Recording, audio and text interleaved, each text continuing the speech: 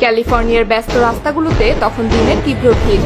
ঠিক এই সময় দেখা গেল একটি কালো রঙের সেডান গাড়ি পাগলের মতো স্পিডে ছুটে চলছে। কিন্তু আসল নাটকটা ঘটছিল এর পেছনে।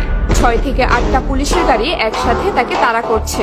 পুলিশের গাড়ির সাইরেন অনবরত বাজছে। বারবার লাউড স্পিকারে অনুরোধ জানানো হচ্ছিল গাড়ি থামান, স্পিড কমান। কিন্তু সেই গাড়ির চালক যেন কিছুই শুনছে না। স্পিড কমানোর নামগন্ধ নেই, বরং আরো বাড়িয়ে দিচ্ছে। পুলিশের গাড়িগুলো নিরন্তর চেষ্টা করছে তাকে আটকাতে। রাস্তার এক পাশ থেকে অন্য পাশে ছুটে যাচ্ছে, কখনো বাম হাতে আবার কখনো ডান হাতে চাপ দিয়ে ধরতে চাইছে, কিন্তু সে প্রতিবারই ফাঁকি দিয়ে পালিয়ে যাচ্ছে। এই তাড়া চলছিল লাস্ট 30 মিনিটেরও বেশি সময় ধরে।